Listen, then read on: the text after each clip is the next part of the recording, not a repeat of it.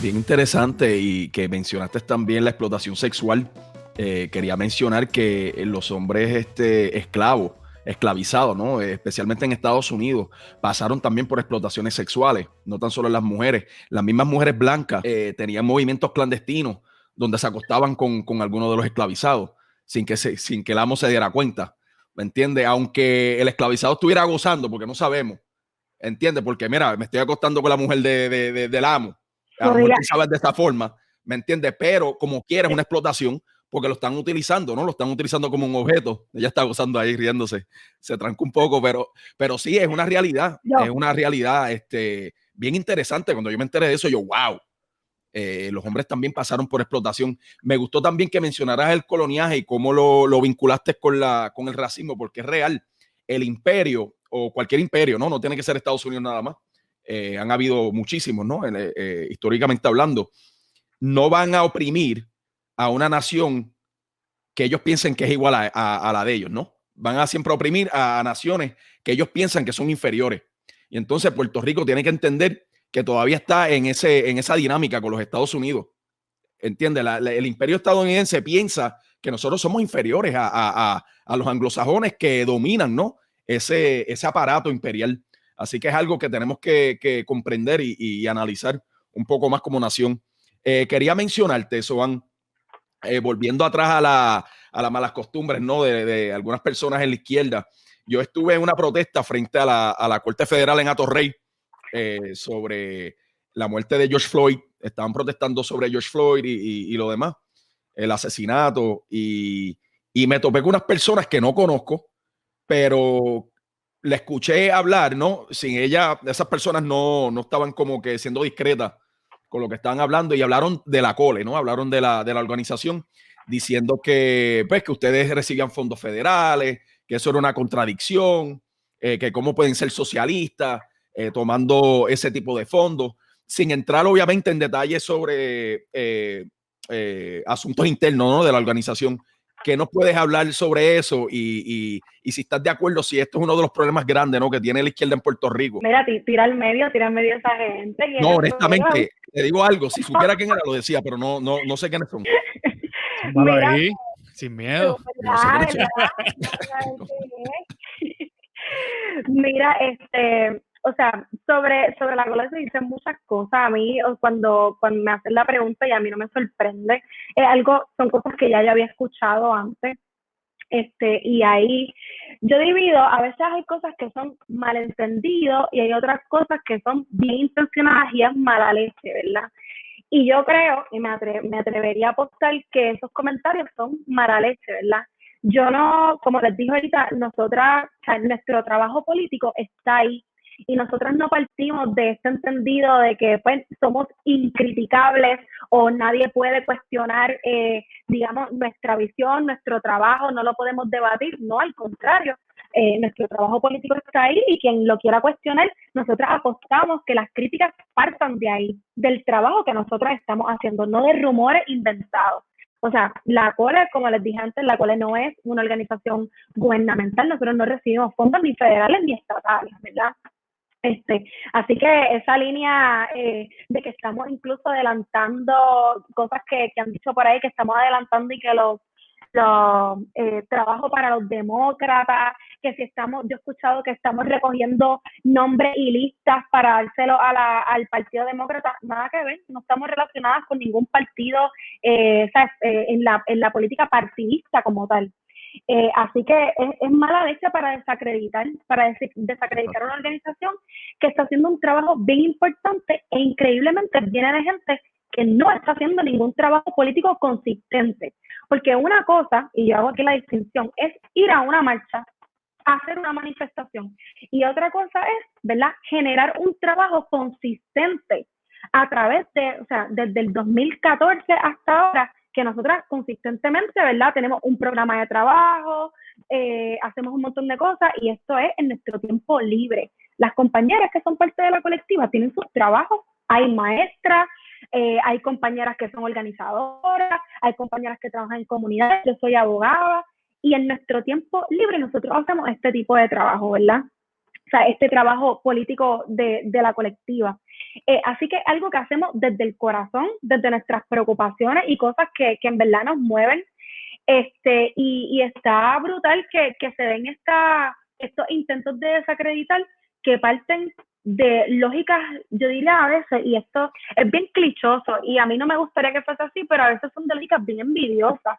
Es como que tú no estás haciendo nada, pero a quienes están haciendo y ocupando unos espacios que es importante ocuparlos, le estás criticando, inventándote mierda pues, y las críticas no son a partir del trabajo. Yo creo que esto es un fenómeno, ¿verdad? Y a lo que iba tu pregunta, es un fenómeno que se está dando en la izquierda y la gente no se da cuenta que el único efecto que tienen acciones como esta, ¿verdad? De tú ir a un espacio donde se supone que estamos todos en ese espacio luchando por algo, protestando en contra de algo que está pasando, que en verdad nos debe no solamente movilizar a una manifestación, debe provocar incluso que se formen coaliciones y que hagan trabajos, ¿me entiendes?, integrados para bregar con este tema del racismo que en Puerto Rico es particularmente invisibilizado, porque aquí no se habla tanto de cómo se criminalizan las poblaciones negras aquí en Puerto Rico, del racismo ambiental. Esas son discusiones que estamos bien en pañales en Puerto Rico.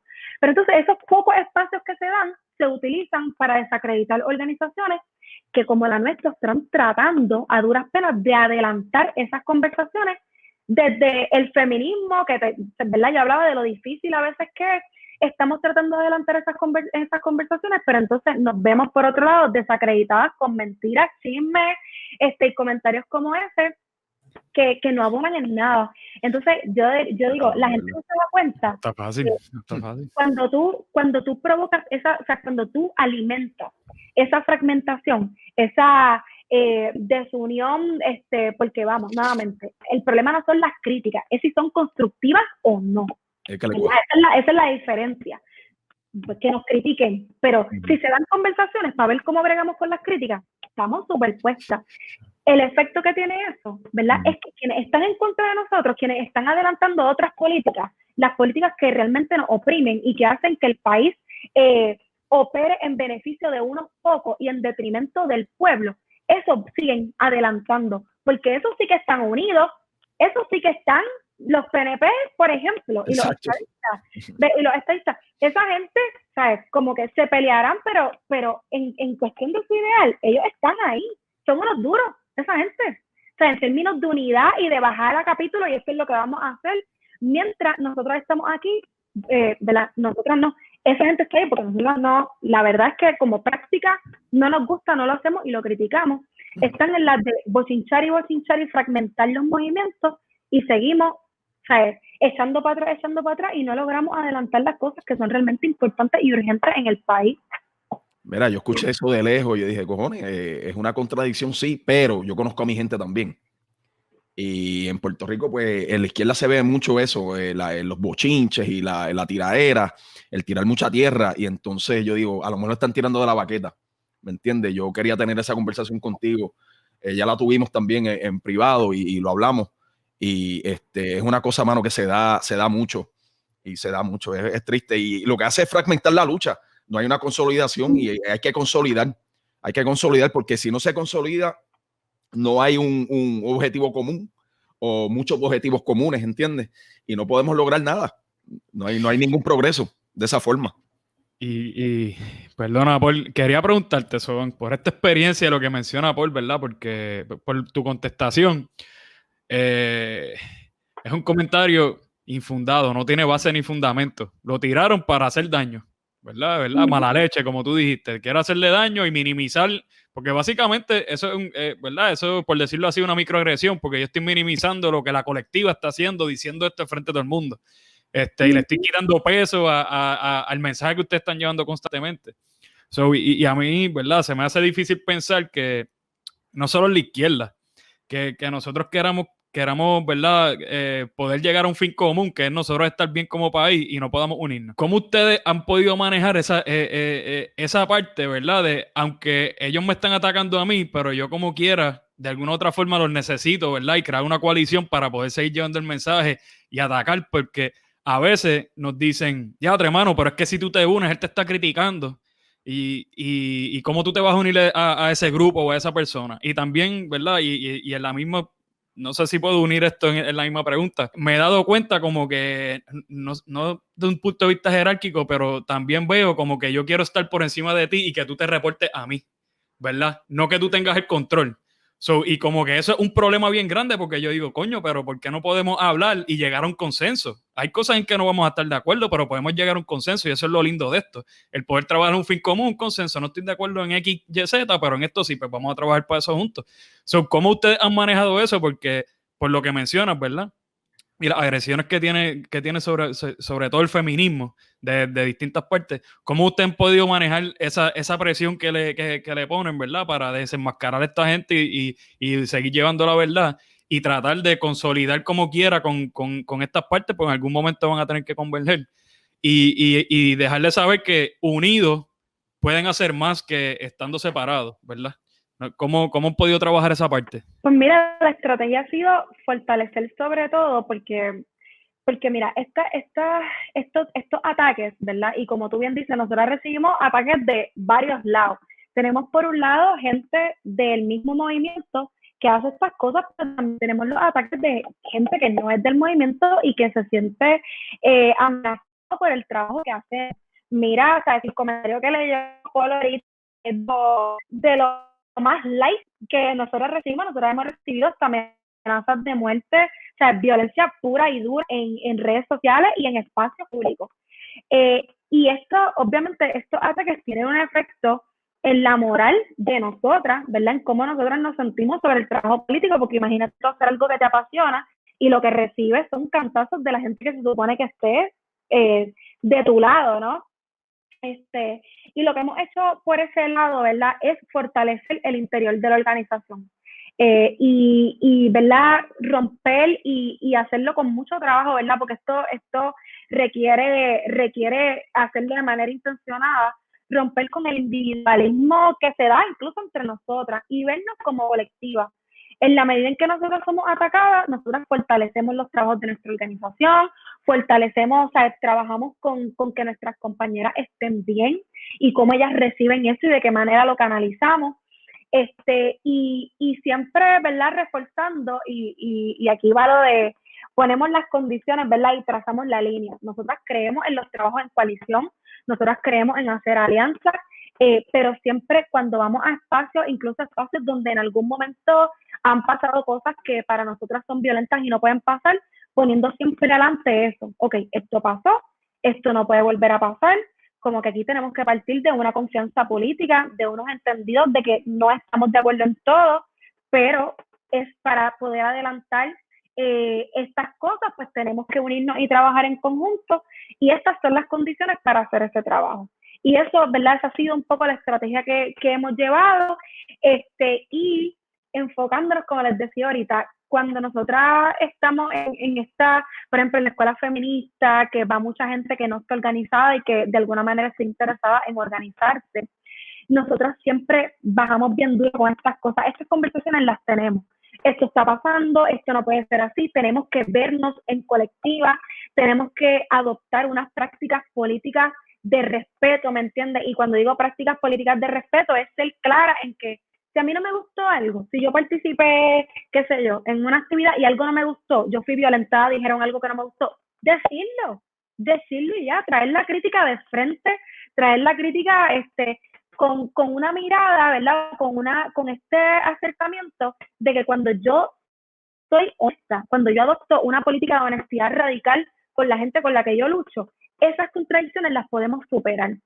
Porque aquí no se trata de que yo espero que todos los compañeros en la lucha sean ultrafeministas perfectos en las maneras en que se comunican conmigo. Lo que yo espero de mis compañeros es disposición de, ¿verdad? Dejar unas prácticas y de que si yo le digo, mira compañero, hiciste esto, me sentí incómoda, me puede escuchar y puede decir, mira, esto no va a volver a pasar. Porque nosotros sabemos y reconocemos que aquí no solamente es que vivimos en un sistema, es que hemos sido socializadas, ¿verdad? Bajo toda una dinámica machista y racista, y eso se va a reflejar en las maneras en que nos tratamos, ¿verdad? Se va a reflejar en las maneras muy individualistas en que nos vemos la una a la otra, ¿verdad? Y para romper con eso hay que hacerlo de manera intencional, y eso empieza en uno autorreflexionando sobre sus prácticas. Así que nosotros apostamos a eso. ¿No te gustó algo? Dímelo en la cara, dímelo en la cara y lo vamos a resolver, porque todas y todos tenemos contradicciones. Lo importante es cómo trabajamos para superarlas. Sí, mucha gente evita las conversaciones tensas, y son maravillosas, mano, porque uno puede progresar desde esas conversaciones. A mí no me molestan, pero hay mucha gente que las evitan, ¿no? Quería mencionar el elemento del internacionalismo es bien importante para la política socialista, y vi que en enero de 2018 fueron a Ecuador con relación a las protestas sobre el aborto allá. ¿Cómo fue esa experiencia? Fue súper buena. Fíjate, la experiencia fue, si la palabra es graciosa, pero fue ciertamente muy enriquecedora, porque nosotras fuimos, de inicio fuimos a un encuentro de mujeres.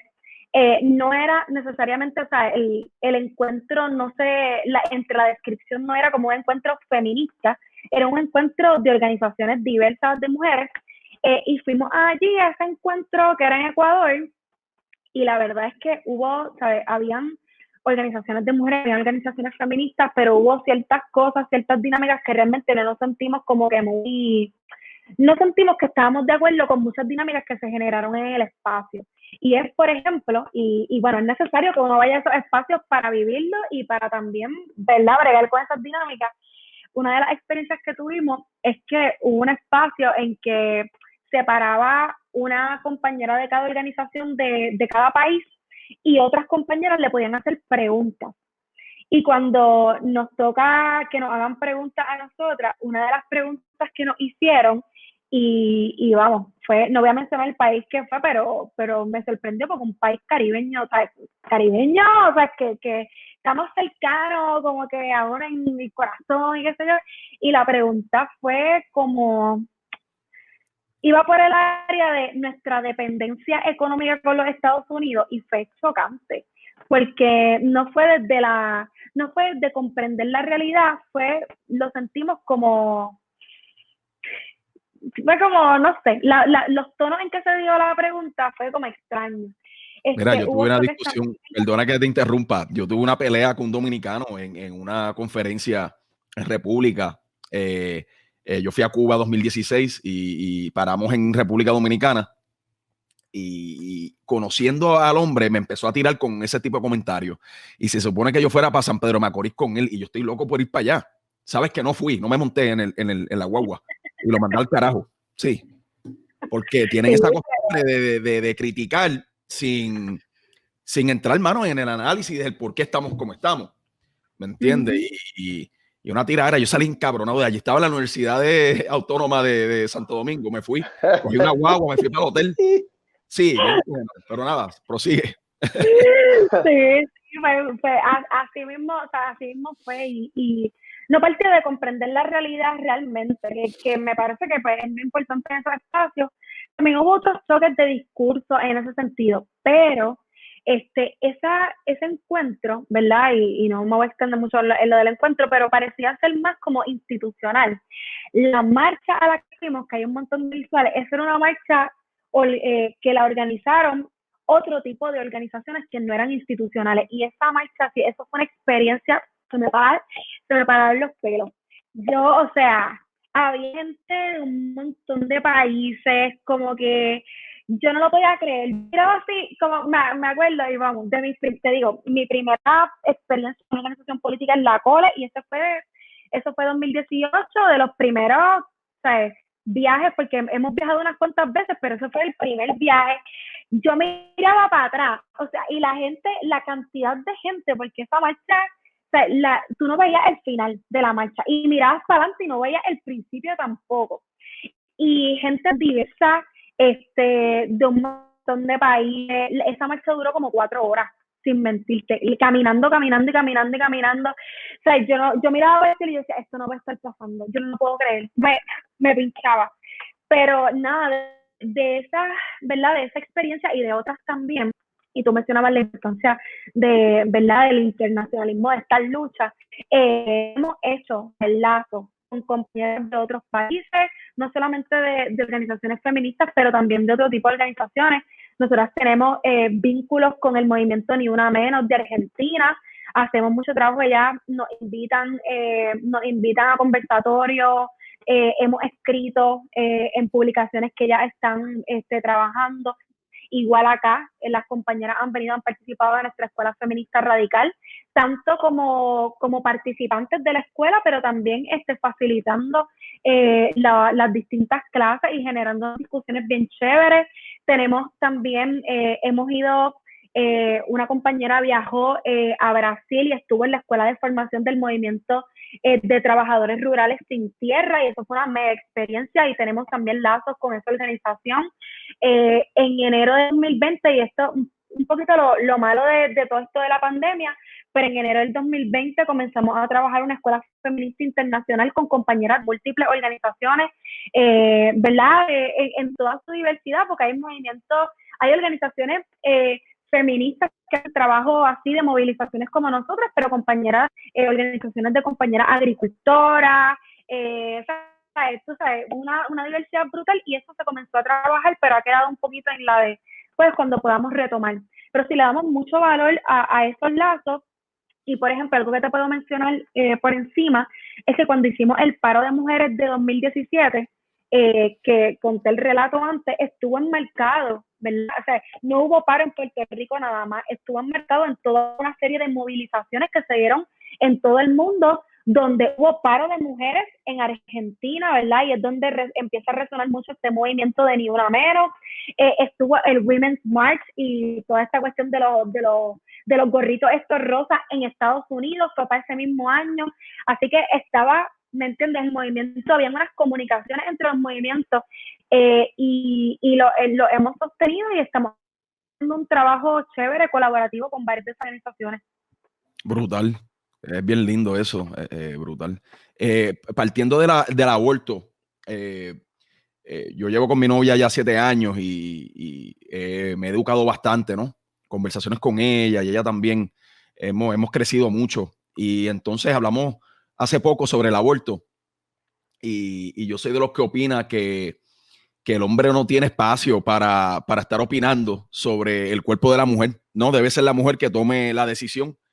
Pero en una conversación con mi novia, ella es psicóloga, y ella es psicóloga específicamente y recientemente de soldados, de veteranos y veteranas, ¿no? Del ejército de Estados Unidos. ¿Qué viene sucediendo? Que los casos que ella ha atendido de mujeres que han abortado son bien fuertes porque terminan arrepintiéndose. Y eso a mí me estuvo bien interesante. No que me haya sorprendido el arrepentimiento, sino el estado psicológico de esa mujer, ¿no? Después de haber abortado. Y mi novia me indica que sí, que está bien y debería ser un derecho, ¿no?, de la mujer abortar si lo desea, ya que hay obviamente violaciones, a veces no tienen el apoyo social o familiar o del mismo hombre, ¿no?, para criar esa criatura. Pero al mismo tiempo, todas las pacientes que haya tenido que han abortado se han arrepentido y tienen unos efectos negativos en la psicología. Y entonces mi novia y yo llegamos a la conclusión de que la educación obviamente transciende hasta el mismo derecho.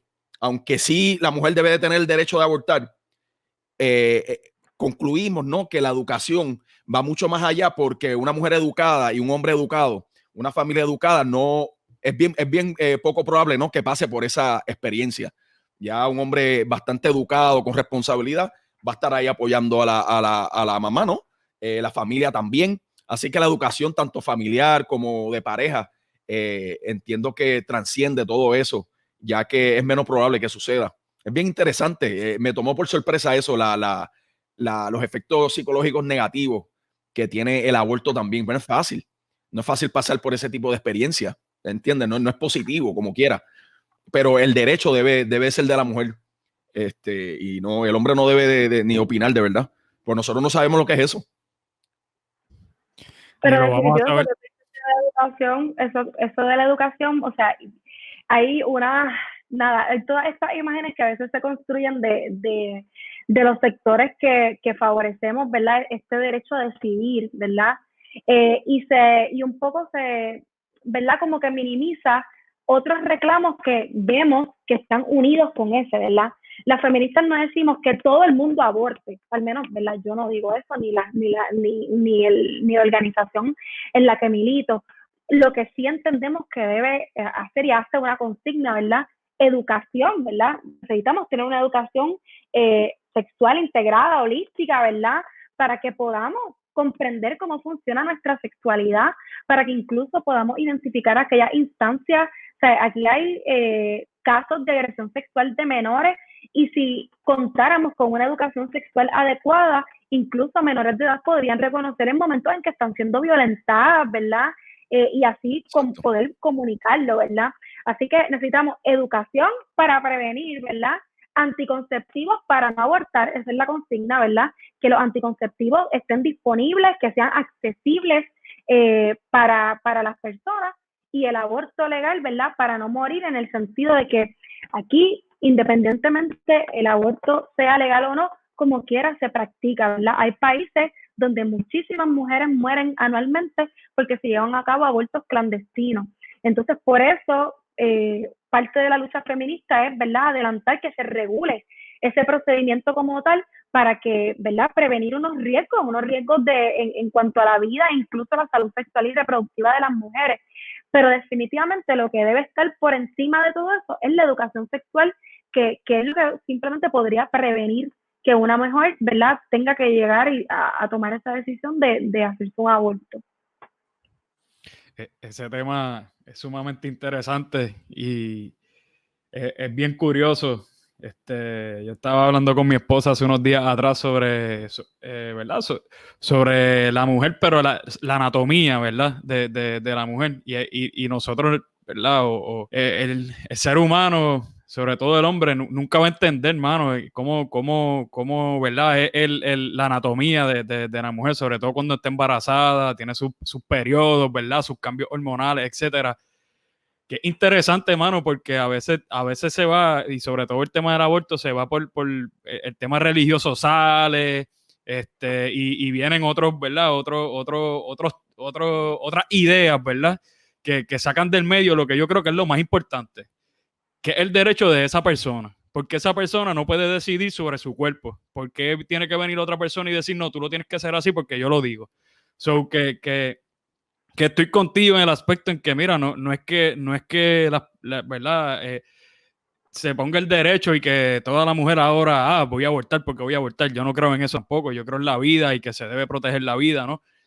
Pero hay situaciones bien particulares como las que mencionas, entre otras, ¿verdad? Que yo creo que se debe tomar en consideración al momento ¿verdad? De discutir este tema, porque yo creo que es algo bien sensible y la mujer, mano, tiene que tener el derecho de hacer con su cuerpo lo que ella entienda, ¿verdad? Al igual como el hombre ha decidido hacer lo que le da la gana, ¿verdad? Y puede hacer lo que le da la gana. Entonces, cuando viene a ese tema específico, a veces es como que bien difícil, porque tú dices, pero ¿por qué yo, verdad? Pues simplemente por ser hombre tengo este derecho, entre comillas, ¿verdad? De hacer lo que a mí me da la gana. Y cuando se está hablando de la mujer, pues es como que es más limitante, pero ¿por qué? ¿Verdad? Esa es la pregunta que a veces nosotros mismos, a veces yo me la hago, por lo menos yo personalmente me la hago y me pregunto, pero ¿por qué? ¿Verdad? Si somos seres humanos, y se supone que seamos libres, ¿no? ¿Verdad? De tomar nuestras decisiones, etcétera. Que ese tema yo sé que es bien polarizante, pero es bien interesante cómo se aborda de distintas áreas, porque tiene un impacto bien grande también en lo que es la mujer, y cuando pasa, sobre todo, no solamente físicamente, sino el punto que trajo Paul, emocionalmente. O sea, sobrepasar una violación, sobrepasar ataques violentos, ¿verdad? Que terminen en un embarazo no deseado, etcétera. Es un tema, yo sé que es un tema bien delicado, pero se tiene que seguir hablando para que se convierta en la norma y se normalice, ¿verdad? Hasta cierto punto ese tema específico, porque lo vemos como un tabú y no tiene que serlo. O sea, tiene que ser, eso es algo natural, hermano. Al igual que la gente se casa, tiene hijos, es algo natural. Pero aunque es antinatura, el que surge una violación, pero debe ser natural que esa persona tome su decisión porque fue algo que ella no quería y la obligaron a hacerlo y violentaron su derecho a consentir de estar en esa situación. Sumamente interesante. Eso me acuerda a las mujeres esclavizadas que abortaban también, ¿no? Porque no querían traer sus criaturas al mundo bajo la esclavización. ¿Me entiendes? Preferían morir y que muera el bebé antes de vivir esa tortura, ¿no? Es algo que ha existido siempre. Mira, Sohan, y quería preguntarte, ahora, ¿verdad? Cambiando un poquito el tema y enfocándonos en la manifiesta fundacional de ustedes. Yo tengo una pregunta y quiero que me dejes saber, ¿verdad? ¿Cuál es tu pensar sobre un extracto? Cuando lo estuve leyendo, para mí fue, ¿verdad? Fue bien interesante cómo está escrito y lo voy a leer ad verbatim y me gustaría tener tu reacción sobre eso. Y cito: uno de los pilares básicos de la opresión del patriarcado es dar más valor a la razón que ha sido asignada socialmente como algo masculino que a la emoción asignada socialmente a lo femenino. Esto tiene como consecuencia la desvalorización de todo lo que tiene que ver con la esfera afectivo-emocional, los sentimientos, con su expresión y con su manejo de todos los procesos que hacen persona a las personas. Cierro la cita. ¿Qué nos puedes decir sobre ese extracto? Para mí fue, de verdad, está brutal, está brutal. Yo te voy a contestar y después me vas a decir qué tú pensaste, o sea, o qué te vino a la mente, porque ¿Cómo no? quizás creo que tengo una idea de lo que puede ser. Mira, obviamente la construcción de toda esta idea sobre los géneros, en particular sobre lo que es una mujer y lo que es un hombre, parte de esas ideas que, ¿verdad? O de esas características que se le han asignado a cada uno de los géneros, pues uno es que las mujeres son súper emocionales, ¿verdad? Y que se opera en ellas más la emoción que la razón, ¿verdad? Y en los hombres al revés, son más razonables, ¿verdad? Y opera más la razón que la emoción. Y un poco, pues la idea de esto y el efecto, uno por un lado es obviamente provocar, ¿verdad? Y todas estas ideas que hacen a las mujeres no aptas para estar en el espacio, ¿verdad? En la esfera pública. Ser líderes, dirigir cosas, ¿verdad? Un poco, pues, porque no razonan bien, son más emocionales, no son tan inteligentes como los hombres, etcétera. Así que un poco la consecuencia es esa, pero yo diría que la más, ¿sabes? Como que otra consecuencia importante, y esto, ¿verdad? Un poco enfocándome en todos los efectos de todos los implicados, es que también ha generado esta terrible consecuencia de que los hombres a veces no se sientan que pueden expresar sus emociones, ¿verdad? Y cómo se sienten sobre muchas cosas de unas maneras saludables. Entonces, cuando, por ejemplo, decimos o cuando vemos casos como dos hombres que se pelearon o se mataron y fue que tuvieron una disputa, ¿verdad? ¿Qué es lo que realmente estamos viendo ahí? ¿De dónde surge esa violencia? Pues una incapacidad de poder canalizar unas emociones particulares de una manera saludable. ¿Y por qué? Porque desde chiquitos se les está enseñando, particularmente a los hombres, ¿verdad? Los hombres no lloran, los hombres, ¿sabes? Todas estas ideas que de alguna manera es para empujar que expresar las emociones es algo negativo, es algo que no es deseable y que no se ve bien y que pues le hace parecerse mucho a las mujeres o le hace ser mujeres, ¿verdad? Y está brutal porque no solamente, ¿verdad? Tiene nuevamente un efecto en cómo canalizamos esas emociones, ¿verdad? Cómo lo hacemos, hace un daño increíble. Y los efectos son brutales porque incluso crea esta barrera en la manera en que nos relacionamos entre hombres y mujeres, ¿me entiendes? Casi que no nos podemos ni entender y casi que si las mujeres expresan sus emociones se ve de manera negativa, o sea, es como un desastre total. Y un poco acá esa cita de la manifiesta, que pues no solamente, como te decía, hacemos un análisis de la cita, tanto cómo se ve eso en la sociedad y por qué creemos que eso funciona así, y es para cerrarle el espacio, ¿verdad? Que las mujeres no están para la esfera pública, sino que pertenecen a lo doméstico, al espacio de los cuidados, a cuidar a los hijos, a todo lo que tiene que ver con las emociones y los cuidados, pero también analizamos, ¿verdad? Y vemos el efecto que tienen, cómo nos relacionamos entre nosotras y nosotros y nosotros, ¿verdad? Así que un poco el trabajo, y esto es bien importante, todas las cosas que están escritas en la manifiesta no están escritas ahí porque está en nosotras bajando con la autoridad de lo que creemos y qué sé yo.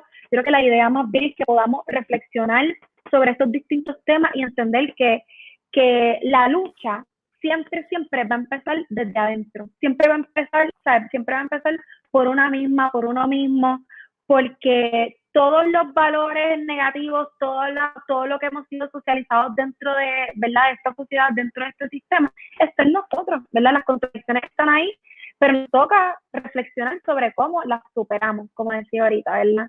Así que eso se supera también reconociendo las maneras en que cómo incide ese sistema en las vidas de otras personas que no tienen las mismas experiencias que yo, que no son del mismo género que yo, que no se identifican como yo, y reconocer esas experiencias y ver cómo bregamos con ellas. Así que por esa línea iba. ¿Y a ti qué te pareció esa cita? ¿Qué pensaste? No sé si Paul tenía que decir algo. No, mano, que ella mencionó ahí sobre los hombres llorando. Y recientemente yo arremillado, papi. Recientemente arremillado. Y yo no soy de llorar en público tampoco. Y estaba comiendo con mi novia, papi, un lloriqueo cabrón que tenía encima. Por el viejo, tú sabes, quizás el apego y lo demás. Papi tiene 80 años ya. Y estaba mandando unos mensajes medios extraños, como que sentimentales, y chacho, me tocó. Y mi novia como que, diablo, yo nunca te he visto llorar tanto, como estás llorando. Y nada, pero eso es limpieza. Es mucho bagaje que uno lleva a veces y hay que llorar. El llorar es importante. Definitivo. Sí. Sí, mira,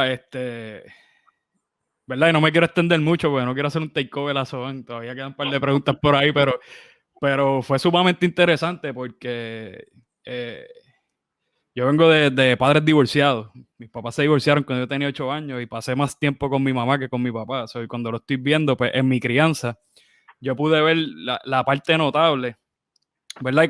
Y como fueron las cosas entre mis papás y demás, yo pude ver esa diferencia entre, ¿verdad? Entre comillas, el rol de la mujer y entre comillas, el rol del hombre. Papi proveedor, mami también trabajaba, pero hacía todas las cosas de la casa, nos llevaba a todo. O sea, mami era una campeona, punto. O sea, el día de mami era de 48 horas. Realmente, yo no sé cómo ella hacía tantas cosas y podía cumplir, ¿verdad? Cocinar, llevarnos al parque, a mí, mi hermana que sí tenía natación, que sí, whatever, un montón de cosas, anyways. Y cuando vi eso, yo creo que es un problema existencial que nosotros tenemos, ¿verdad? Entre la diferencia entre el feminismo y el machismo. Y lo digo porque yo también pues he tenido que ¿verdad? Yo soy casado, tengo mi esposa, tengo hermana y con el tiempo, ¿verdad? He tenido mis procesos para yo aprender a entender, ¿verdad? Que somos seres humanos, ¿verdad? Y pues el hombre es de una forma, la mujer de una forma anatómicamente, pero somos seres humanos anyway. Que cuando leí eso, pues me estuvo bien curioso porque decía, mano, a mí me criaron de una forma que hasta cierto punto mami era machista, porque era como que, mami me enseñó a hacer de todo. Me enseñó desde joven a lavar ropa, a cocinar esto, ser independiente, lo que sea. Pero como quiera me tongoneaba. Y tú eres el nene, y tú eres el macho de la casa, y tú eres esto, y tú eres lo otro, y tú vas creciendo, o sea, tú vas creciendo con eso, mano. Y es, ¿verdad? Eso se mete en tu subconsciente. Y aunque tú no quieras, tú te comportas de esa forma, ¿verdad? Y tienes que pasar unos procesos bien deep para tú poder salir de eso, aprender y como que reconfigurar tu cerebro para pensar y comportarte de otra manera. Y pues de ahí viene, por eso es que me gustó tanto ese extracto. Pues digo, mano, esto es tan complicado. ¿Cómo esta gente está bregando con esta mierda, mano? Y yo decía, es que está cabrón. Pues decía, mano, pero es que esto es una pendeja que es tan y tan complicada que yo no sé cómo estas mujeres le están metiendo mano a esto. Y por eso lo traigo, porque yo digo, ya lo mano, tú estás luchando contra unas fuerzas que tú dices que son hasta sobrenaturales hasta cierto punto. Porque tú llevas el mensaje y tú lo puedes ver, hermano, en el trabajo, en la calle, todavía, mano, y tú dices, estamos en el 2022 y todavía tú ves la diferencia marcada, no, porque el hombre es esto, porque la mujer es lo otro, y para mí fue... 2022. Estás adelantadito, papá. 2021, mira para allá. Lo que hace el COVID. Ya, chaval, está Le volando el falta tiempo todo. ya. Mano, ya tú sabes. Anyway, y nada, pues por eso lo traje y verdad, me tocó bastante porque yo creo que una de las cosas que nosotros debemos erradicar es esa diferencia, ¿verdad?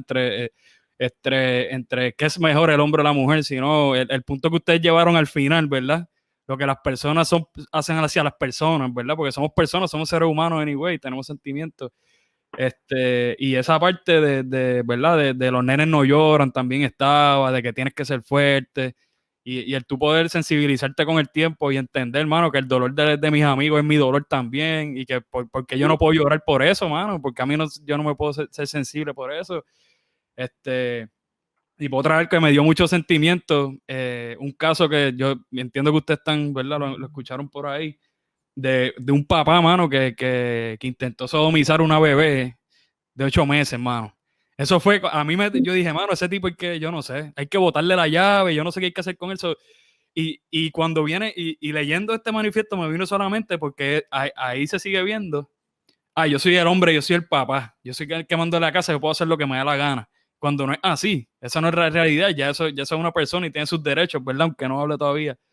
So, que nada, eso es un poquito de lo que me vino a la mente cuando leí eso, porque para mí, ¿verdad? Yo creo que para mí fue uno de los párrafos más impactantes del manifiesto completo, aunque hay muchas cosas importantes y es súper completo, pero para mí fue uno de los más que me tocó y creo que la misión que ustedes tienen atacando eso específicamente es verdad, es digna de admirar. No sé si el Pulguita tenía algo por ahí. No, yo que también quiero añadirle a esa cita que a veces la gente asigna esos roles sentimentales, por decirlo así, de que el hombre tiene un ser razonable y la mujer es sentimental, pero se olvidan de la experiencia también. Que a través de los siglos, a través de la historia, pues la mujer ha sido rezagada al rol sentimental, por decirlo así, y el hombre es el que tiene la razón, es el que da la última palabra. Y yo, por ejemplo, que soy seguidor de deportes y eso, lo estoy viendo ahora en la NFL, en el NBA, en las grandes ligas, cómo ha cambiado ese rol de que ya los gerentes generales, ya los CEOs no necesariamente son hombres. Los coaches ya no necesariamente son hombres. Esas posiciones que anteriormente eran designadas a hombres porque pues por su capacidad de racionar mejor o porque por experiencia, ahora está yendo a mujeres. ¿Sabes? Ya las mujeres tienen esa agencia de que yo puedo ser una coach de running backs, por decirlo así, la NFL, un deporte que es puramente masculino, que es de testosterona, ¿sabes? Que tú tienes que también ver la experiencia que ha pasado la mujer a través de los años, a través de los siglos, a través de las décadas, de que por qué entonces ese pensamiento machista existe. ¿Sabes? Porque la has rezagado a eso, de que la última palabra tiene el hombre porque ustedes no saben manejar las cosas como nosotros las podemos manejar. Y de verdad eso es lo que quería añadir a eso. Pero tengo una pregunta que es sobre los derechos de las trabajadoras sexuales, que es un tema también controversial en Puerto Rico. Somos un país tan conservador, pero que ahora mismo nos gusta, por decirlo así, lo sucio. O sea, cuán importante, sí, nos gusta la chabacanería, cuán importante es la lucha de los derechos de las trabajadoras sexuales dentro de la lucha de las mujeres, de los derechos de las mujeres, y cuáles herramientas has encontrado que han sido más efectivas a la hora de llevar ese mensaje. Pues mira, una pregunta interesante y tengo que tirar adelante diciendo que es un tema que incluso hay unos debates bien fuertes entre los feminismos, ¿verdad? En las distintas corrientes y distintos grupos. Hay grupos que de plano piensan que el trabajo sexual hay que abolirlo y punto, ¿verdad? Hay otros grupos que, ¿verdad? Que tienen otras miradas distintas.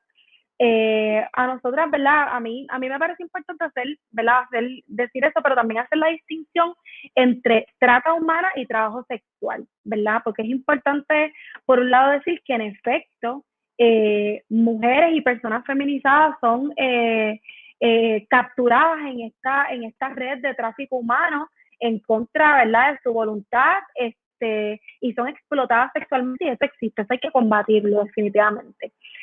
Pero por otro lado es importante reconocer también la existencia, ¿verdad?, de personas que ejercen el trabajo sexual, no, ¿verdad?, de una manera en contra de su voluntad, sino que lo han asumido por las razones que sean.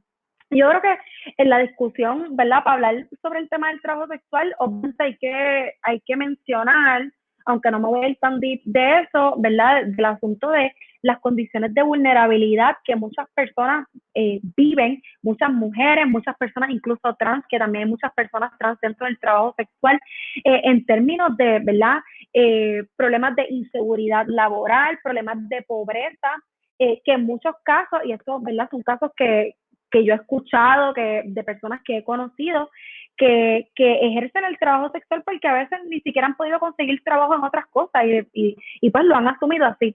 Hay otras personas que lo han asumido porque quieren ejercer el trabajo sexual. A mí lo que me parece importante decir es que la colectiva, ¿verdad?, nosotras defendemos el derecho de las trabajadoras sexuales a decidir, ¿verdad?, sobre, en primer lugar, el derecho de todas y todas a nosotras, ¿verdad?, ejercer la autonomía sobre nuestros cuerpos, tomar las decisiones que nosotras entendemos sobre nuestros cuerpos y sobre nuestras vidas. Y dentro de esa autonomía que nosotros defendemos, el derecho también de las trabajadoras sexuales, por un lado, de tomar decisiones, las que sean sobre, ¿verdad?, sus cuerpos, pero también sus derechos de adelantar una lucha en términos de tener unas mejores condiciones de trabajo.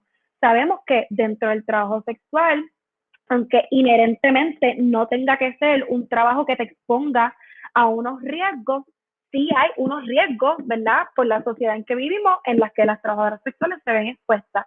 Así que me parece importante dentro de las luchas de las mujeres examinar lo que están viviendo las trabajadoras sexuales y sí encaminar la lucha para que tengan derecho a servicios de salud adecuados, derecho, ¿verdad?, a una protección, a tener una seguridad en ese trabajo que ejercen.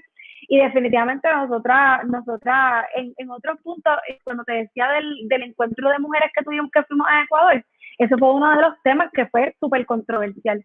Nosotros sostenemos, ¿verdad?, que defendemos esa autonomía y defendemos el derecho de las trabajadoras sexuales a organizarse, y esto lo digo, y esto a mí, pues, cuando tenía una conversación hablábamos, una de las preguntas que él me dijo, me adelantó, era sobre el tema del socialismo, ¿verdad?, y las corrientes ideológicas dentro de la COLE. Como socialistas, solamente como feministas, nosotras le reconocemos el derecho a las trabajadoras sexuales como cualquier trabajadora, ¿verdad?, a organizarse para generar unas mejores condiciones de, ¿verdad?, dentro de su trabajo y sobre todo, ¿verdad?, que estén seguras.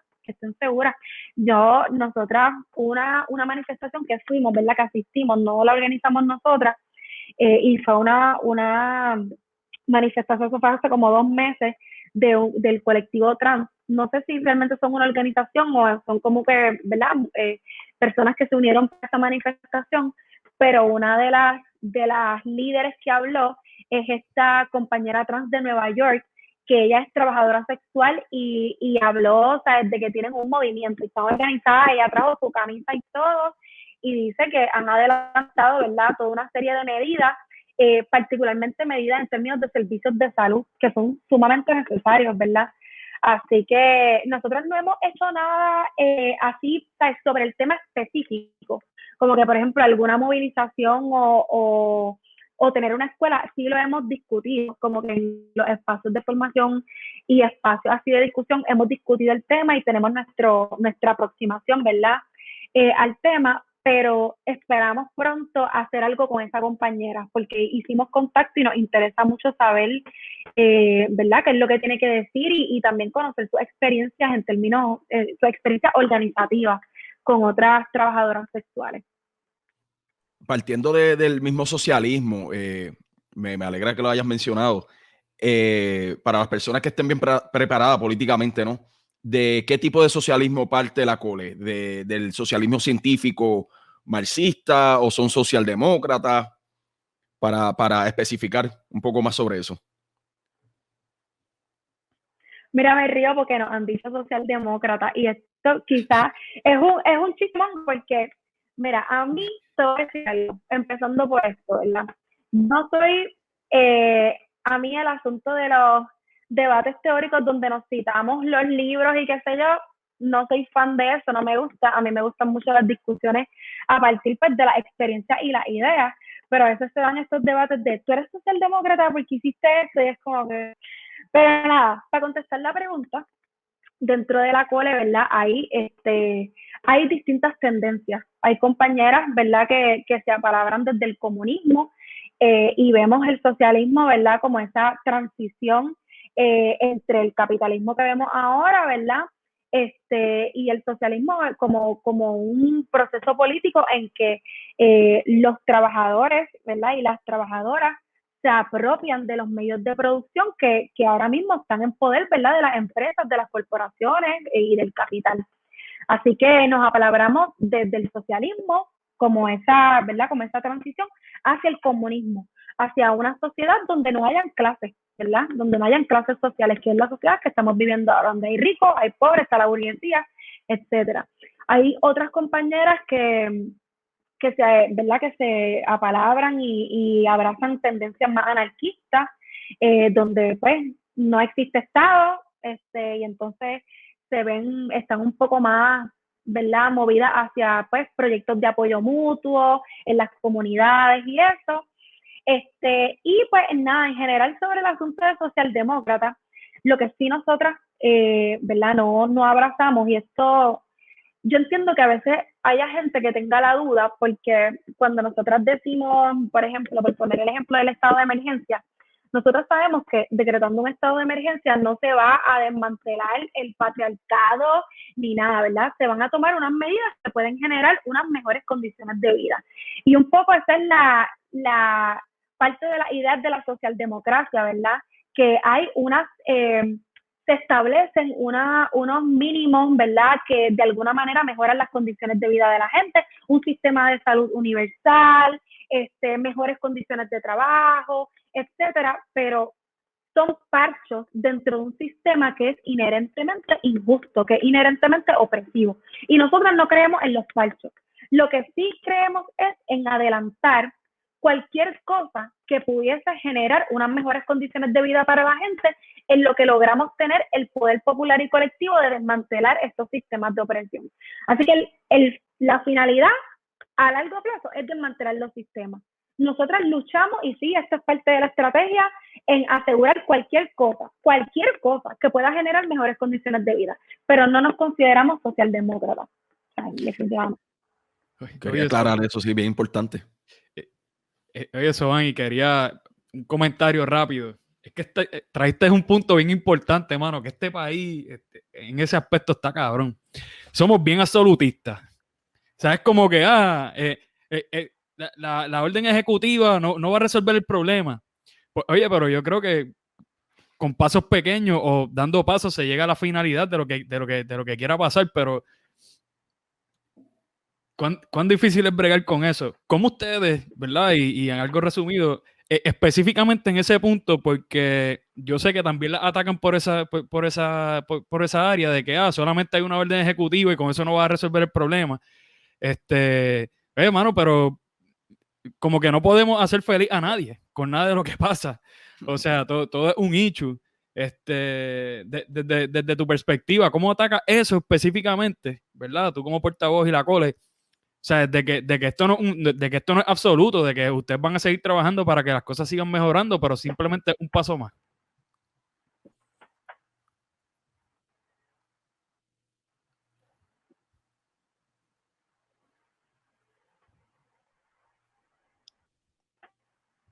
Se trancó. Se me está entrecortando. Te hacía la pregunta porque se me entrecortó. Sí, no. Sí, ahora sí. te escucho mejor. Sí.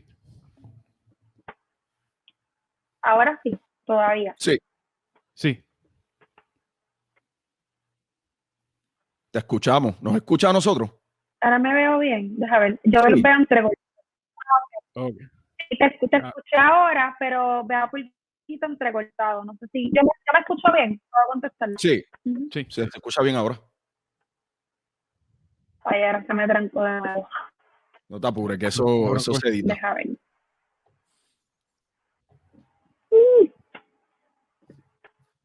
Toma tu tiempo, que eso se corta en la edición.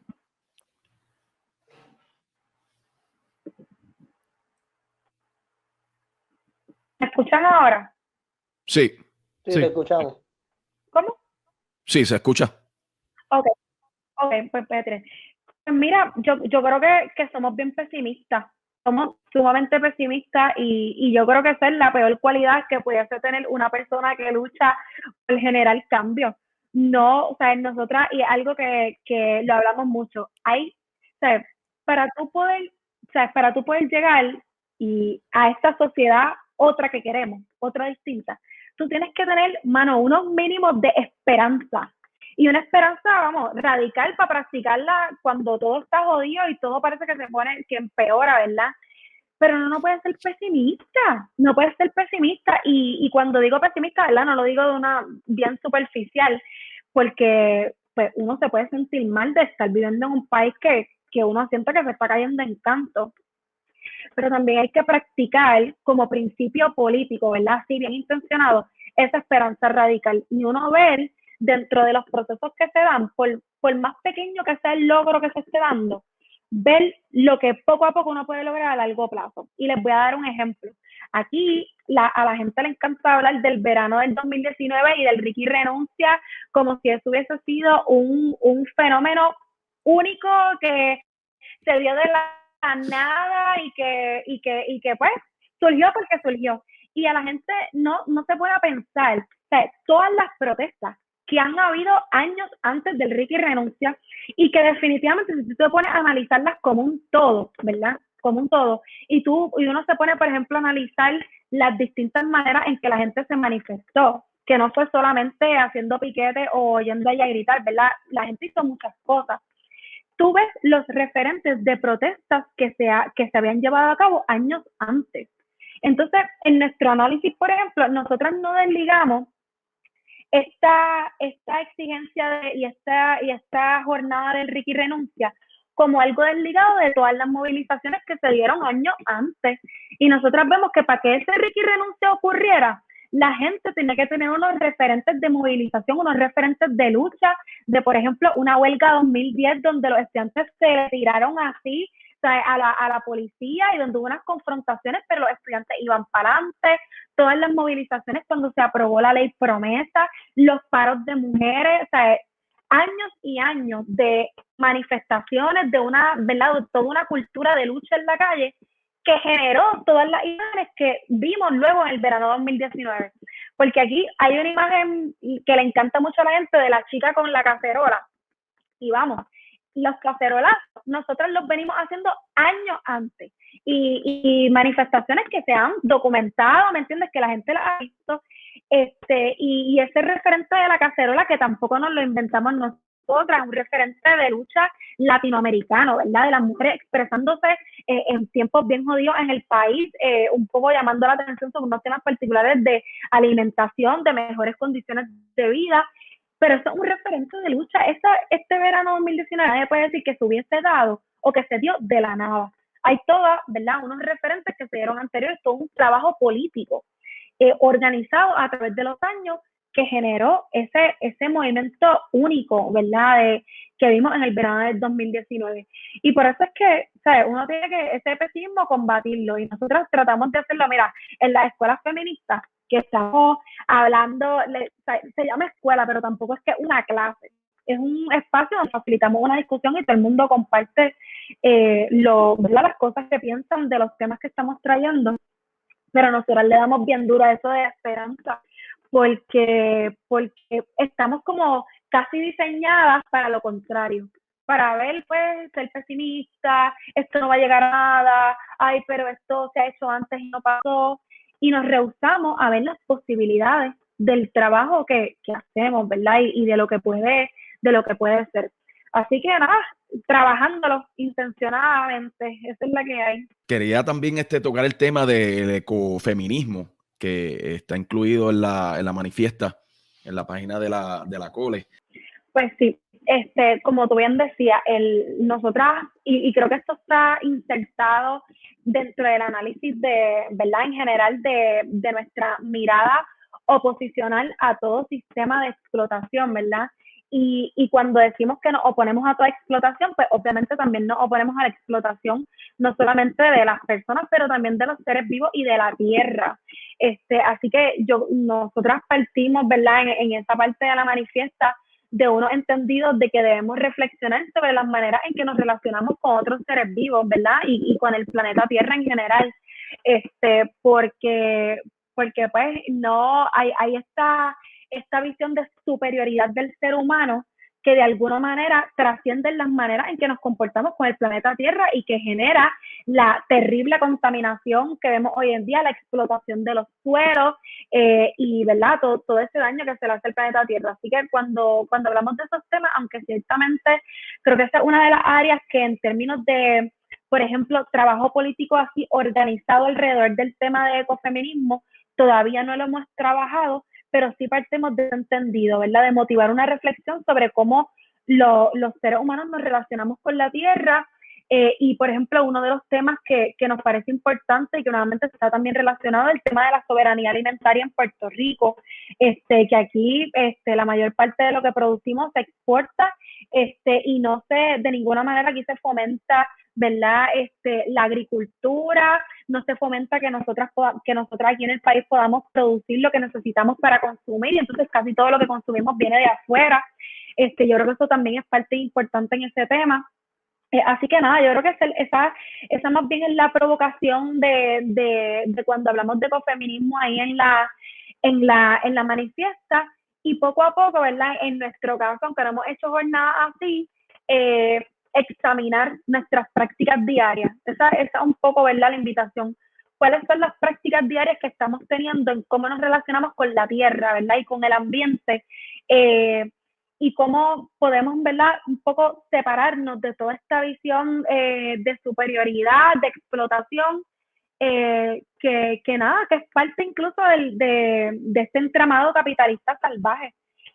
Así que un poco esa es la provocación. A mí me parece importante, ¿verdad?, decir que si bien no es algo que nosotras hemos trabajado en jornadas como tal, hay muchos proyectos agroecológicos que, ¿verdad?, que hay que visibilizar en el país, de gente que está metiéndole mano al tema, en un país donde hay un acaparamiento horrible de los terrenos que se pueden sembrar, donde se utilizan agrotóxicos que joden el ambiente y joden las tierras. Por ejemplo, me gustaría mencionar el proyecto de Colmena Cimarrona, que es un proyecto ahora mismo que están en Vieques y están fomentando la soberanía alimentaria, el cuidado de los suelos, todo el tema de las semillas, que la gente debería chequearse un poquito el trabajo que están haciendo. También este proyecto agroecológico del Josco Bravo, que no solamente tienen una finca, también tienen una escuela súper chévere, que entiendo que es anual. No sé ahora mismo cómo están funcionando, pero me parece importante visibilizar los proyectos que sí están haciendo un trabajo bien intencionado por esta línea. Interesante eso. Odi, ¿tú tienes una pregunta sobre los géneros o algo así? Sí,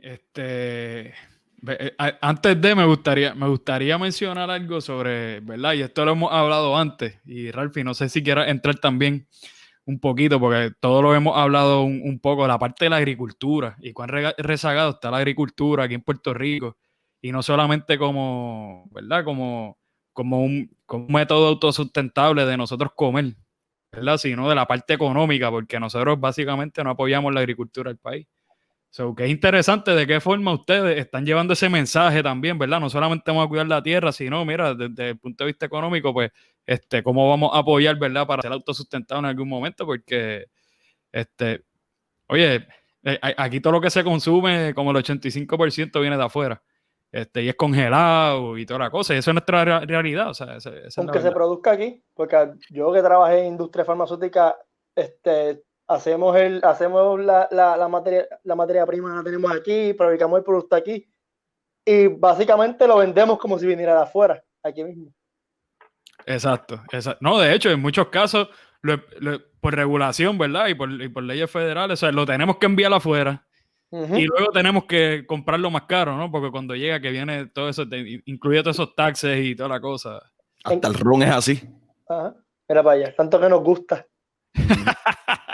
No, y en cuanto a la agricultura, como vemos, todo es educación. También tenemos que quitar ese estigma de que usar la agricultura como último recurso económico. O sea, enseñarle a las personas el valor de la agricultura, el valor de trabajar el suelo, el valor de esforzarnos de lo lindo que es, como es lo que nosotros mismos producimos. Sí, sí, en las escuelas, yo no sé, a mí, yo siempre, o sea, me sorprendo mucho que, por ejemplo, aquí en las escuelas no haya, y no estoy tan segura, entiendo que en algún momento hubo educación, ¿me entiendes?, sobre la agricultura, enseñarles, pero no más allá de sembrar una plantita y de que germine el proyecto de la plantita, enseñar cómo funciona, ¿verdad?, y promover la agricultura como algo que debemos practicar, porque sí, está brutal cómo funciona la industria. Y todo, ¿verdad? Nuevamente, me remito y suena así muy teórico, pero capitalismo, tú sabes, toda la comida que se bota en el país. Y tú dices, ¿por qué se bota tanta comida si hay necesidad, ¿verdad?, de que la gente coma? Entonces, bueno, porque no se está produciendo, o sea, se explota la tierra, todo el camino, se explota la tierra, se exporta la comida y whatever, y todo realmente o sea, el end goal es el enriquecimiento de las compañías, de las empresas, no necesariamente alimentar la gente. Entonces, eso, o sea, tenemos que pensar en eso porque es todo nuevamente un círculo. El capitalismo salvaje dentro de la industria alimentaria lo que está haciendo es jodiendo el planeta Tierra, y pues privándonos de, por ejemplo, en nuestro caso y en el caso, ¿verdad?, hablando de aquí del país, nosotros poder ejercer también como parte de nuestro derecho a autodeterminación una soberanía alimentaria y nosotros poder producir lo que necesitamos y no mandarlo para afuera o que casi todo lo que consumamos venga de afuera. Así que sí, un tema importante y que, bueno, lamentable que el Departamento de Educación no sepa canalizar, ¿verdad?, su importancia y provee algún tipo de clase, talleres o algo por esa línea en las escuelas públicas. En Estados Unidos se vota el 60% de la comida, tanto de restaurantes, supermercados. Tú sabes que se vota más de lo que se consume. Es De una hecho, cosa sorprendente. he tenido amigos, tengo amistades que han trabajado en restaurantes de comida rápida y por política de ellos, lo que no se venda lo tienen que votar. O sea, que ni ellos mismos se los pueden llevar a las casas para una comidita, qué sé yo. A ese nivel está el consumo desmedido del capitalismo, papá. Sí, es un problema, es un problema bien grande, realmente, y eso a mí me preocupa bastante, porque por la línea que iba Soban en el Departamento de Educación y lo que hablaron de las clases, o sea, podemos hablar de la matita, pero no hay técnicas de cómo trabajar la tierra, o sea, eso no está ahí, o sea, cómo tú debes trabajar la tierra realmente, ¿verdad? Obviamente después puedes ir a la universidad y hacerte agrónomo, etcétera, pero eso no está. Es un tema sumamente interesante. Pero voy a cambiar un poquito, ¿verdad? Y quería hacerte una pregunta sobre los géneros, ¿verdad? Sobre el masculino y femenino, un poquito yendo atrás a los extractos ¿verdad? El extracto que mencionamos de la manifiesta.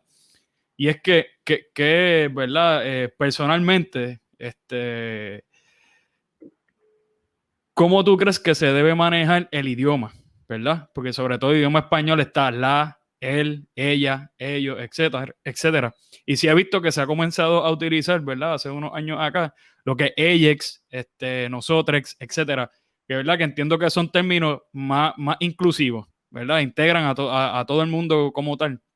Ustedes entienden que los géneros dentro del lenguaje, ¿verdad? En cualquier lenguaje, específicamente el español, que es el que nosotros utilizamos, deben ser erradicados y debe haber un cambio sustancial, ¿verdad? En el idioma como tal, o entienden que simplemente utilizando, ¿verdad? Utilizando Ajax, nosotros y cambiándolo entre ustedes mismos, ¿verdad? Y nosotros, y educándonos a nosotros para utilizar el lenguaje de esa forma, ¿sería suficiente? Perdona, ¿verdad? Antes de que conteste, que también aclarar muy bien la diferencia entre género y sexualidad. Son dos cosas totalmente Exacto. diferentes que a veces confundimos las dos, las mezclamos. Perdona, No. contesté la pregunta. Pues mira, esta pregunta, yo creo que es verdad que pues, tú en algún momento me escribiste sobre esto que yo pensaba, y yo no recuerdo bien que te contesté. Miren, yo creo, this is the trick en este tema del lenguaje, ¿verdad? Obviamente, o sea, el lenguaje es sumamente, o sea, es un aspecto sumamente relevante porque a través del lenguaje nos comunicamos y comunicamos también, ¿verdad? Así que hay unos, y esto es algo muy dentro de los círculos feministas y de las luchas, ¿verdad? Cómo cambiamos el lenguaje que de alguna manera combata, ¿verdad? Unos marcadores de poder que se dan en el lenguaje, en las maneras en que nos comunicamos. Y más allá, ¿verdad? También, ¿verdad? El tema de todos y todas y todes, pero también, por ejemplo, cuando dentro del lenguaje asumimos ciertas, ¿verdad? Puedo dar un ejemplo, ciertas profesiones las asumimos como propias de las mujeres, por ejemplo, decimos las maestras, no tenemos ningún problema en decir eso, pero si vamos a hablar de doctores, pues hablamos de doctores, no hablamos de doctoras, ¿verdad? Hay unos marcadores ahí de qué profesiones vemos más propias de los varones y qué profesiones vemos más propias pues, de las mujeres y no vemos a mujeres en esa área. Hay como que muchos aspectos del lenguaje ahí. Yo creo, o sea, yo definitivamente apoyo el lenguaje inclusivo. Yo creo que a través del lenguaje se construye poder. El lenguaje es importante, ¿verdad? Pero yo creo, y aquí es cuando decía the trick en el tema, que si no hay un trabajo, ¿verdad? Para cambiar realmente las condiciones materiales de vida de la gente, ¿verdad? De nada sirve, o sea, que yo diga la y los y whatever, si no estoy haciendo ningún tipo de trabajo para cambiar las condiciones materiales, ¿verdad? Lo injusto que está ocurriendo en términos materiales en la sociedad. Entonces, si bien hay unas violencias que se reproducen a través del lenguaje, unas miradas muy enfocadas, ¿verdad?, en lo masculino y en lo masculino como lo que tiene poder y lo femenino como zona de no poder. Pues eso parte del tipo de sociedad en que vivimos, ¿verdad? Y eso lo reproducimos a través del lenguaje. Yo creo que puede haber un trabajo a través del lenguaje, podemos expresarnos y hablar en lenguaje inclusivo, pero también tiene que haber unos cambios a nivel de condiciones materiales de vida. O sea, a mí de nada me sirve, de nada sirve. Si yo estoy hablando, por ejemplo, y esto, ¿verdad? Lo digo con mucho respeto a las comunidades LGBT, si yo digo, ¿verdad?, que mi manera de luchar por estas comunidades es simplemente a través del lenguaje y qué sé yo, pero yo no hago nada por las condiciones de vida que están experimentando, por la inseguridad laboral que viven muchas personas que son discriminadas por razón de su identidad de género, por razón de su orientación sexual, para trabajar con los problemas de vivienda que experimentan, que sufren las personas trans, por ejemplo. Si yo no hago nada para que vivan mejores condiciones de vida, de nada me sirve las maneras en que yo me comunique, de nada. Sí, yo creo que debe haber, ¿verdad?, siempre para mí lo que mide. O sea, lo importante empieza, cómo tú bregas con las condiciones materiales, cómo yo me relaciono realmente con la gente. Y a partir de ahí, pues seguimos por ahí con el tema del lenguaje, pero siempre importante trabajar las problemáticas porque pues no pasa de ser algo superficial si lo dejamos ahí o si nos enfocamos demasiado Exacto. solo en... Sí, primero hay que cambiar. Sí, primero hay que cambiar las condiciones humanas para luego irse a... Eso para el tema de los géneros para mí es algo un poco más superficial porque algo no se puede eliminar porque de alguna manera nos vamos a identificar todos. Por eso es que tú vas a ver mucho en las redes sociales, por ejemplo, las celebridades en los bios ponen he, her, she, her, he, him, porque de verdad de alguna manera nos tenemos que identificar. Y en cuanto a eso, yo entiendo más que una forma más de recalibrar nuestra manera de pensar a cómo nos relacionamos con las personas. Yo tengo una compañera que no se identifica como hembra, como mujer, y tú le ves. Por eso, la manera de procesarlo es bien difícil, es una manera, hay que recalibrar totalmente tu manera de pensar y hay que relacionarse más con personas que no se identifican con los labels heteronormativos que nos imponen. Y con esa persona yo estoy aprendiendo un poquito más y a veces trato de comunicarme con esa persona y pues lo hago de manera femenina y le pido perdón y eso, pero sí, yo entiendo que eso es más algo de cómo uno se relaciona con la persona, de respeto a la persona. Claro. Pero es un proceso educativo bien intenso. Sí, y de reconocer y validar su existencia y sus experiencias, ¿verdad? También partir del respeto.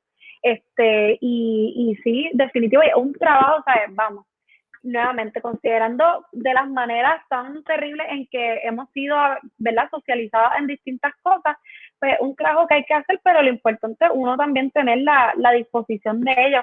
A mí me ha pasado también y a veces, como ya uno tiene, o sea, ya hay una toma de conciencia de eso, uno se siente terrible de a veces confundirse y qué sé yo, pero en algún momento me dijeron, mira, lo importante es que, o sea, que te esfuerces por hacerlo, porque pues parte de un respeto por cómo esa persona quiere que y espera que se validen sus experiencias, que se valide su identidad, mano, sí, es cuestión de respeto por los demás y por los demás. Interesante los cambios que estamos viendo, ¿no? En la sociedad. Quería cambiar un poco el tema hacia la violencia. Hay un comediante que yo sigo, cubanoamericano, se llama Joey Díaz, y él nació en Cuba y él estaba hablando cómo la mamá de él mató a un hombre que estaba violando a su hermanita en una fiesta que estaban ambas. Y entonces él le dice, mira, las mujeres que hacen yoga y el kickboxing, váyanse al carajo con esa mierda, tienen que matar al cabrón. Tú sabes, en forma cómica, ¿no? En forma cómica. Y Ay, me lo yo- imagino. sí, Joey Sí, está... que yo que lo escucho también. Después te envío el clip. Si lo consigo, te envío el clip, Soban. Pero eso me acordó también a que yo tenía una amiga que jugaba softball y entonces ella me contaba que había mucho acoso desde las mismas mujeres lesbianas dentro del equipo hacia las heterosexuales. Entonces, quería preguntarte, ¿hay sectores dentro de la lucha feminista que están abiertas a la violencia? Porque por lo menos yo no me he topado con eso, pero quería saber, ¿no? Ya que tú eres más conocedora del tema, si hay algún movimiento feminista que sí está abierta, ¿no? A defenderse violentamente. Y háblame también sobre los acosos que suceden también dentro de la misma comunidad. Pues mira,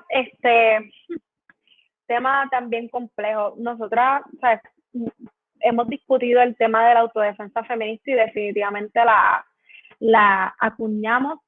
Nosotras en algún momento, ¿verdad?, pensando en nuestro abordaje al tema, vamos, de inicio, nosotras no apoyamos el uno resolver los conflictos a través de la violencia, ¿verdad? Pero sí defendemos nuestro derecho a defendernos en los momentos y las situaciones en que estemos en un estado de vulnerabilidad, ¿verdad? Porque, y eso tiene, ¿verdad?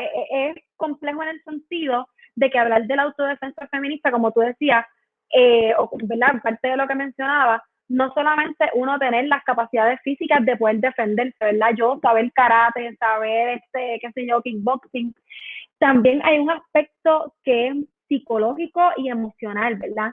Nosotras se nos ha socializado para recibir violencia y no atrevernos a defendernos. Así que parte de generar unas discusiones sobre la autodefensa feminista es también reconocernos no solo la capacidad de física, ¿verdad?, de defendernos y de responder ante unas situaciones, sino también el atrevernos a hacerlo, ¿verdad?, y sentirnos capaces de hacerlo y que en algunos momentos pues es necesario porque este es el tipo de sociedad en que vivimos y en tanto no vivamos en una sociedad donde nos podamos sentir y estemos seguras, pues nos vamos a tener que defender. Nosotros no tenemos ningún problema con la violencia, la verdad es más, en nuestras manifestaciones, en momentos en que nos hemos tenido que enfrentar a la policía, así lo hemos hecho, y lo vemos como un acto legítimo, porque la violencia que ejerce el Estado contra nuestros cuerpos, contra nuestras personas, a través de sus políticas contra el pueblo, ¿sabes?, eso es violencia pura y dura, aunque se invisibilice y minimice, así que no tenemos ningún problema con enfrentar al Estado en ese sentido. Obvio que es delicado, o sea, no me puedo poner a decir aquí, bueno, vamos a matar hombres, o sea, tampoco así, esa no es la, ¿verdad? Exacto. Ese no es el mensaje. Ese no es el mensaje.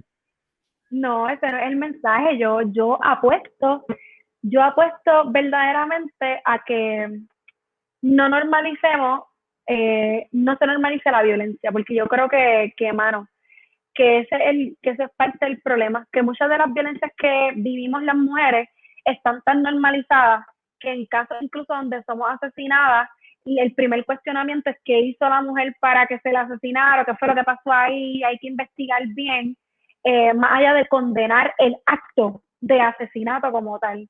Le habrá pegado cuernos. Está bien de más. Eso No justifica, cojones, no justifica. Cada vez que salen esas noticias en el Nuevo Día o algo en el Facebook, lo menos que yo hago es sentar los comentarios, porque eso es lo que tú vas a ver, hermano. Sí, y sorprendente la cantidad de mujeres que tienen ese tipo de comentarios machistas, porque es así, que lo primero que es victimizar más todavía, el victim blaming, antes de condenar el acto que lo llevó a eso. Exacto. Cabrón, de verdad. Yo inicialmente tampoco entraba a los comentarios, pero ahora lo hago, mano. Porque eso es un reflejo de lo que está pasando en la sociedad, y si tú no lo lees, no lo ves. O sea, no lo ves, y realmente es chocante. O sea, es bien chocante, mano. Y sobre todo cuando dicen, no, pero posiblemente es culpa de ella o whatever. Mira, mano, no, pero es que nada justifica que le quiten la vida a otro ser humano, ¿verdad? O sea, está brutal, de verdad, está muy impresionante. No normalizar la violencia, entonces el mensaje bien importante. La defensa sí, porque hay que defenderse, pero pues la violencia. Definitivamente hay que defenderse. Mira, nosotros hicimos una vez una manifestación que era, o sea, un poco por la línea de nosotras, hold our ground, en el sentido de que nos vamos a defender y asumimos la autodefensa feminista como un principio político. Y hicimos, creo que fue más de una, creo que fueron como dos, en las calles de Río Piedras, porque aquí yo vivo entre Atorrey y Río Piedras, y hubo una serie de incidentes de acoso, de agresión sexual, y organizamos una manifestación que eran las mujeres con bates, como que palos de todo, y un poco el mensaje era ese, ¿verdad? Tomamos las calles son nuestras, no vamos a tener miedo, y es una afirmación que se da porque lo que vivimos y experimentamos es todo lo contrario. Uno sale por la calle a lloviar, a correr, y tú te acosan, te gritan cosas, te persiguen. Esa es la realidad, ¿verdad? Y nada, y ante eso pues nos tenemos que defender, no vamos a agarrar los palos y la violencia como si nada, ¿verdad? Así que... Exacto. El pueblo a veces se queda en shock, ¿no? Cuando ve mujeres radicales, pero es que históricamente ustedes no son las primeras. Luisa Capetillo a principios del siglo XX era bien radical, se metía a las fábricas de tabaco a organizar a los obreros, era anarquista, se vestía como hombre protestando, ¿no? El machismo y el patriarcado y lo demás. Yo vi una foto de ella y yo decía, coño, eso es un gabán y una corbata y un pantalón. Entonces me puse a leer y me sorprendí que ella ya tenía esa mentalidad, ¿no? Al principio del siglo XX y cómo se vestía como hombre. Y la gente se escandalizaba, mano, cuando ella llegaba a los lugares, pero era tremenda organizadora. Quería preguntarle a Soban, Luisa Capetillo, ¿es una líder que ustedes consideran, ¿no? A seguir, ¿no? La siguen a ella, la estudian. Estás en mute, Soban. Esto le evita, es que se me quedaron sin batería los audífonos. ¿Me escuchan bien? No te apures. Sí, te escucha. Ok, pues voy a empezar. Mira, Luisa Capetillo, fíjate, algo de esa pregunta, definitivamente Luisa Capetillo, un referente feminista, como tú bien mencionas, era una organizadora sindical, ¿verdad? Muy adelantada a su época. Y curiosamente, fíjate, a diferencia de muchas otras historias que han quedado invisibilizadas de mujeres, ¿verdad?, adelantadas a su época y que han llevado ciertas luchas, yo recuerdo de cuando era pequeña en la escuela que alguien me habló de Luisa Capetillo, así que siempre desde pequeña Luisa Capetillo ha sido un referente en ese sentido y claro, lo más famoso de ella que dicen es de que se ponía pantalones en momentos en que uno no, sabes, que las mujeres no vestían, ¿verdad? Saco, no vestían pantalones, así que hubo ocasiones en que fue intervenida por la policía, por eso mismo, en que se generaban todos estos escándalos donde ella vivía por la manera en que vestía y bueno, sí, son historias bien inspiradoras. Yo creo que también, y partiendo de eso y de ese referente, un trabajo que es bien necesario hacer es rescatar otras historias que no sabemos, muchas otras historias. Porque, por ejemplo, y creo que esto es quizás mucho de lo que impresiona sobre el trabajo de la colectiva en la calle y las movilizaciones, es que hasta hace poco, ¿verdad? No, el rol de las mujeres en las organizaciones, en las movilizaciones, en las manifestaciones no era tan visible como es ahora. pero eso no quiere decir que no hemos estado allí, ¿verdad? No quiere decir que no han habido mujeres, que no han habido personas de las comunidades LGBT, lo que implica es que ahora son más visibles. Entonces, en ese sentido, cuando pienso en la pregunta, pienso en muchas mujeres, por ejemplo, de la lucha nacionalista, que ¿verdad? Conocemos mucho, por ejemplo, de Rafael Cancel, conocemos de don Pedro Albizu, pero conocemos bien poco sobre las historias de mujeres que estuvieron en la lucha, ¿verdad? Quizás el único referente que conocemos así es Lolita Lebrón, pero hubo muchas otras, ¿verdad? Blanca Canales, muchas otras mujeres que fueron, no solamente estuvieron en la lucha, fueron reprimidas por el Estado en ese entonces. Una historia que se ha compartido mucho, ¿verdad? Es la historia de Adolfina Villanueva y las maneras en que se enfrentó, ¿verdad?, a la policía cuando la fueron a desahuciar de su casa. Eso es otra historia que nosotras que nos gusta rescatar también. Así que yo creo que el mensaje es que siempre hemos estado ahí, siempre hemos estado organizando, siempre hemos estado en la lucha. En el caso de Luisa Capetillo, o sea, desde la lucha obrera, desde la lucha sindical, que como decía Odi al principio, siempre en los visuales o el enfoque siempre en los líderes sindicales, los presidentes de las uniones, pero siempre el rol de las mujeres está como invisibilizado, pero siempre hemos estado ahí y esas historias hay que rescatarlas primero porque son importantes y segundo porque sirven de mucha inspiración también y eso es algo que o sea, la representación, el tema de la representación y de uno reconocer a otras que se ven como uno, que hicieron cosas bien brutales en el pasado, es siempre bien importante tener esos referentes porque un poco le permiten a uno también soñar de las cosas que uno puede lograr y que puede hacer, ¿verdad? Exacto. Así que, sí. Yo tuve el privilegio de conocer a Isabelita cuando cumplió 102 años. Se lo celebraron en La Respuesta como para el 2010, 2011. Y me alegró eso porque le dieron sus flores, ¿no? Antes que falleciera. Candela esa mujer. Candela, mano. De verdad que nosotros hemos tenido unas mujeres. Las guardaespaldas de Albizu eran mujeres. ¿Sabes? Algo que es verdad que Albizu lo critican de machista y hay intelectuales y académicos que pues lo critican de eso, pero es que la mujer estuvo presente. Lo que pasa es que no se habla. Y hay que hablarlo para que se grabe, ¿no? En la conciencia, en la memoria colectiva social en Puerto Rico. Pero muchas gracias, Soban, de verdad que esto me lo gocé. Demasiado. Me lo gocé. Eso fue bien bueno. Una escuelita. Sí, sí, bien bueno, de verdad. Y que se repita, sinceramente, de verdad. O sea, sí. Nos gustaría seguir colaborando, ¿verdad? De verdad, a través de ti, con la Cole y también, ¿verdad? Otras integrantes de la Cole están bienvenidas aquí a este espacio. Súper. Me voy a tomar la palabra y lo voy a decir a ella. Mira, yo quiero decir, y esto, espero que esto no me lo editen. Ya yo le prometí, yo le dije, Chariana, me dijeron que te van a invitar para la próxima, y esa es Candela también. Mira, Chariana, tengo tu número, ya lo discutí con Soban, y tengo otro número también, de Vanessa, ¿qué se llama? Sí. Ella no está ahora mismo, pero está en la lucha, pero no en la organización. Ah, verdad, es cierto. Pues ahora decimos aquí abiertamente, y esto no se va a editar, Chariana y Vanessa están convocadas. Sí. Cordialmente invitadas a la Mogolla. Con nosotros en la Mogolla, cuando ustedes deseen, se comunican con nosotros, coordinamos y aquí, ¿verdad? Tienen un espacio abierto. Es bueno también saber la experiencia de la mujer, independientemente esté en la Cole o no esté. Hay mujeres que han estado y se han ido y están en otras organizaciones o simplemente no están militando, pero tienen unas experiencias válidas que hay que darle luz a eso. Así que ya eso está grabado aquí, no lo vamos a editar. Súper. No hay nada, gracias por la invitación, por el espacio, por el interés también y interés real, ¿verdad? En verdad me dio mucho gusto, ¿sabes?, hablar de estos temas y escuchar también lo que ustedes tienen que decir.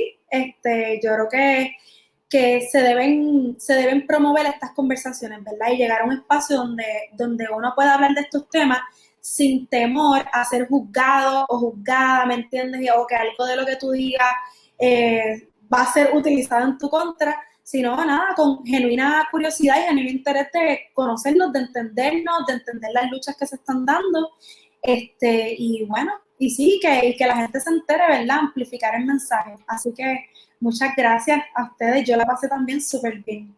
Gracias a ti. Gracias a ti, ¿verdad? Por sacarle tu tiempo sumamente valioso por darnos esta oportunidad, este proyectito que tenemos. Si quieren mencionar redes o números de teléfono donde puede conseguir y comunicarse con ustedes en la Cole, tienes todo el tiempo para decirla. Sí, estamos en Facebook, en Colectiva Feminista en Construcción. También estamos en Instagram como Cole Feminista PR y en Twitter también, Cole Feminista PR. También, si quieren ir a mi Twitter, que es, posteo mitad cosas Cole, mitad mi análisis sobre las cosas y es bastante entretenido. Me pueden encontrar en Soan_Tanis.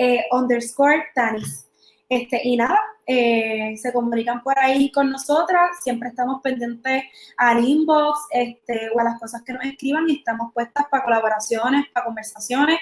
Y nada, cuando abramos la próxima edición de la Escuela Feminista que viene por ahí, les voy a invitar también para que se aparezcan por allí y participen. Sé que es un espacio que les va a gustar. Y nada, miente, esto fue una vez más un excelente capítulo del mejor podcast del mundo, de su podcast favorito, La Mogolla. Aquí queremos agradecer nuevamente a Soan por privilegiarnos con su tiempo y con toda esa información valiosa, porque esto fue una escuelita. Y nada, recuerden seguirnos por Twitter, Facebook, Instagram, YouTube, Spotify, Apple Podcast como La Mogolla PR, todos juntos, La Mogolla PR. Prontamente por Latin Chat, por Tinder, vamos a estar ahí. Activo. Por Badoo, también, tú sabes. Nada, y gracias a nuestros promotores no oficiales, Gitea PR y RJ Media.